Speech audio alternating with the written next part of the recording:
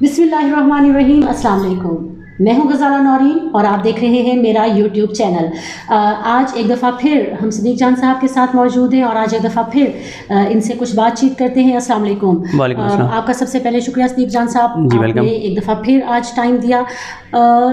मेरा जहन में एक सवाल था और वो ये कि आजकल सोशल मीडिया पर, ट्विटर पर एक शख्सियत है जिनका बड़ा चर्चा हो रहा है, डॉक्टर अरसलान खालिद साहब, और उनका वैसे चर्चा होना भी चाहिए और उनके साथ आपका नाम भी लिया जाता है कि आप उनके कहने पर स्टोरीज़ करते हैं या वो आपको कुछ हिंट्स देते हैं कि इस पर स्टोरी करो और इस पर ना करो।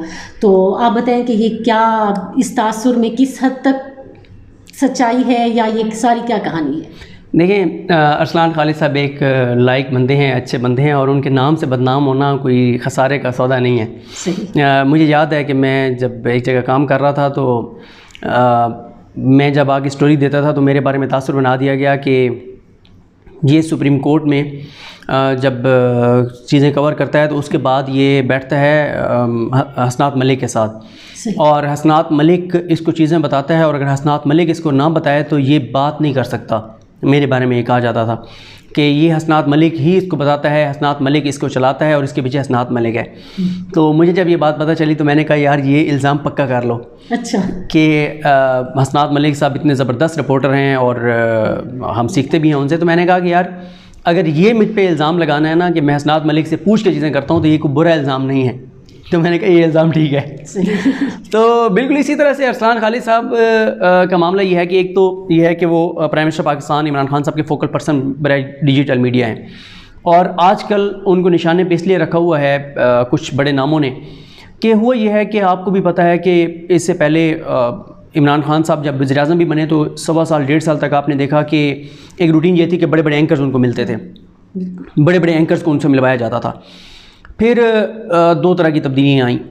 एक तो इमरान खान साहब की टीम में से मुझे नहीं पता ये किसका ये ज़्यादा इसमें आइडिया था, लेकिन जिसका भी आइडिया था वो अच्छा आइडिया था कि प्राइम मिनिस्टर के साथ रिपोर्टर्स को ज़्यादा मिलवाया जाए। फिर आपने देखा कि जो रिपोर्टर्स हैं प्राइम मिनिस्टर की वीडियो कवर करने वाले, अब्बास शबीर साहब हों, अब्दुल कादिर साहब हों, उमर जट साहब हों, रिजवान गलज़ई साहब हों, अवैस कियानी साहब हों, फ़हीम अख्तर साहब हों, सदीक साजिद साहब हों। सदीक साजिद साहब तो मेरे ख्याल पार्लियामेंट को कवर करते हैं, शहबाज भाई हैं, शहबाज भाई हों, इस तरह से और मुझे तमाम रिपोर्टर्स के नाम जो है वो इस वक्त मेरे जहन में नहीं आ रहे, लेकिन कहने का मकसद ये है कि इन रिपोर्टर्स को प्राइम मिनिस्टर से ज़्यादा मिलवाने का सिलसिला जो है वो शुरू किया गया।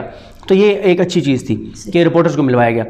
अब आ जाएं आप इस पर के फिर एक चीज़ शुरू हुई, वो डॉक्टर अरसलान खालिद ने शुरू की और उनके साथ जो उनकी टीम है, इमरान गज़ाली साहब हैं या और जो उनकी डिजिटल मीडिया विंग जो एक बनाए हुए हुकूमत ने, उनके जो लोग हैं।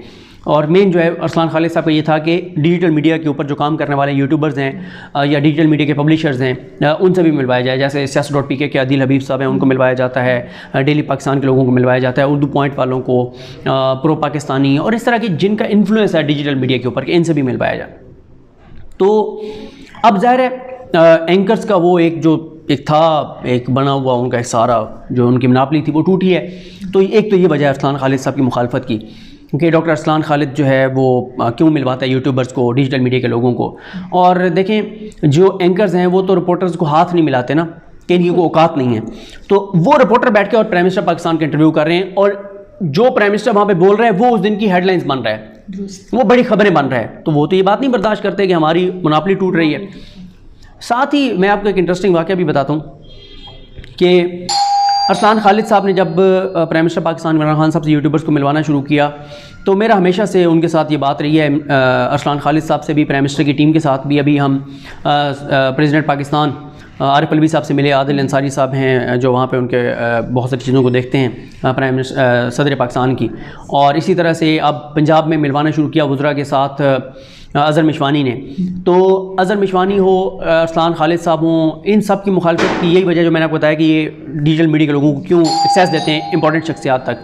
अच्छा, इसमें एक चीज़ और मैं अगर आपको बताऊँ और वो ये है कि एक जब ये सिलसिला शुरू हुआ तो एक ग्रुप बनाया गया और वो ग्रुप इंटरेस्टिंग बात यह है कि मुझे जब अभी मैंने 2-3 दिन पहले आपको ऐड किया, जिस दिन मैंने आपको ऐड किया उस दिन मुझे पता चला कि मैं भी उसका एडमन हूँ। शुरू में मैं उसका एडमन नहीं था, मैं भी उसका एडमन हूँ। और उस ग्रुप का भी मैं आपको बताता हूँ, प्राइम मिनिस्टर के सामने भी मैंने उसका जिक्र किया था कि वो मामला ये था کہ اس کے بعد میں نے کہا پرائم منسٹر کی ٹیم کو، اور ان کا اپنا بھی یہ تھا کہ ہمیں ایک واٹس ایپ گروپ ایسا بنا لینا چاہیے کہ ہم جس طرح میڈیا کو پریس ریلیزز بھیجتے ہیں، آپ کو پتہ ہے تمام اخبارات کو پریس ریلیزز جاتی ہیں، تمام چینلز کو جاتی ہیں، تو میں نے ان کو یہ ریکویسٹ کی کہ فلو آف انفارمیشن ہونا چاہیے، تو آپ تمام ڈیجیٹل میڈیا کے لوگوں کو بھی آپ پریس ریلیزز بھیجیں، ایکٹیویٹیز بھیجیں.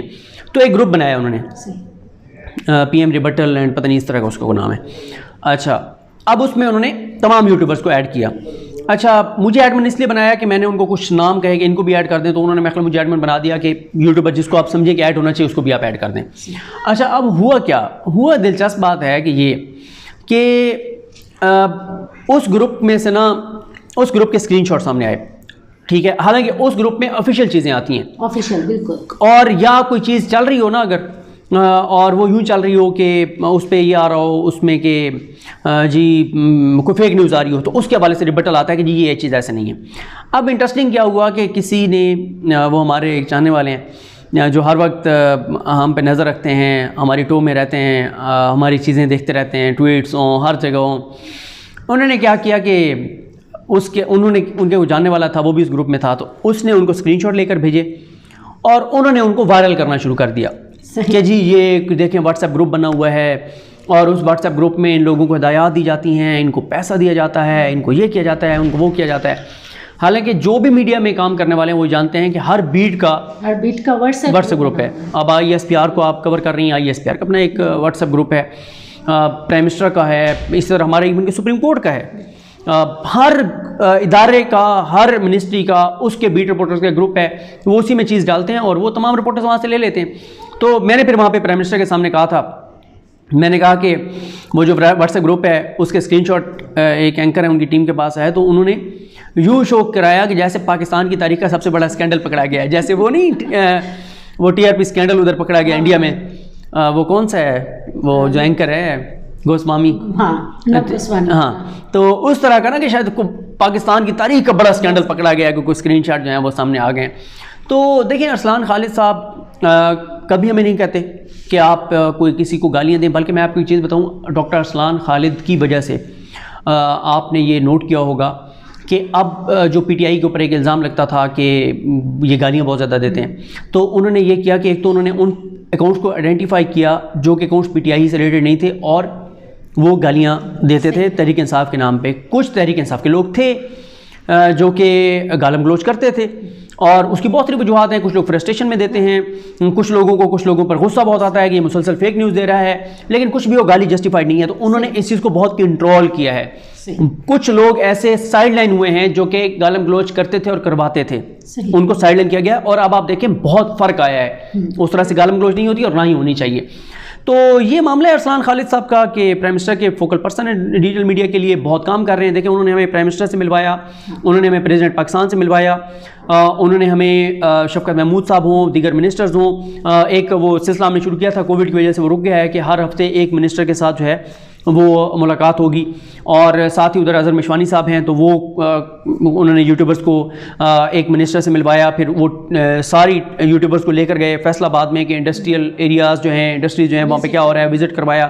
تو یہ اچھی چیز ہے کہ آپ ملوا رہے ہیں اور ان لوگوں کو کنسرن لوگوں سے، کیونکہ مسئلہ یہ ہے 7 بجے سے 11 بجے تک سوائے 1-2 بیانات اور پولیٹکس کے کچھ ڈسکس نہیں ہوتا.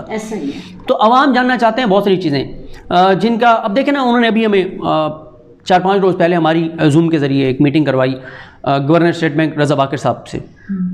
ڈپٹی گورنر جو اسٹیٹ بینک ہیں مرتضیٰ سید صاحب، ڈاکٹر عنایت صاحب اور عابد قمر صاحب، ان لوگوں سے.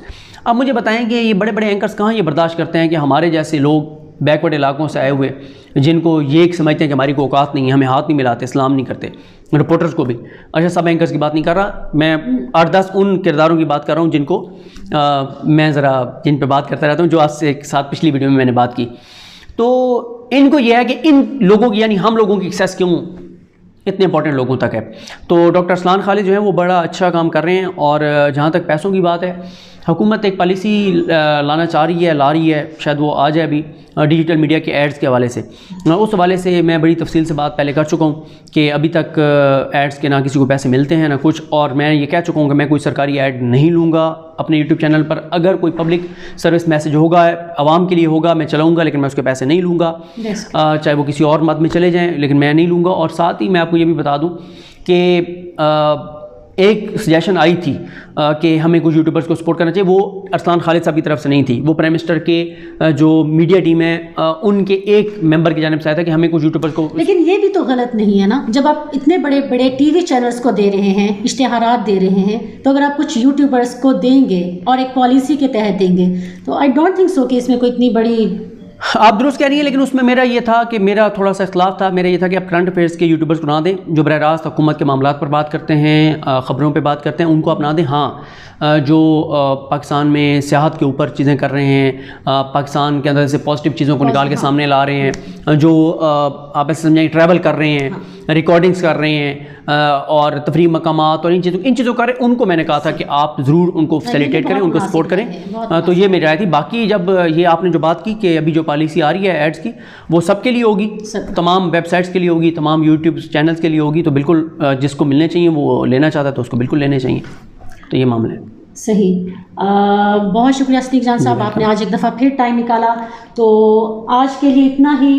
آپ سے اجازت چاہوں گی اس دعا کے ساتھ کہ آپ جہاں رہیں خوش رہیں، سلامت رہیں، اور اس درخواست کے ساتھ کہ میرے یوٹیوب چینل کو سبسکرائب کیجیے گا، میری ویڈیو کو لائک کیجیے گا اور شیئر کیجیے گا. اجازت دیجیے. اللہ حافظ. پاکستان زندہ باد.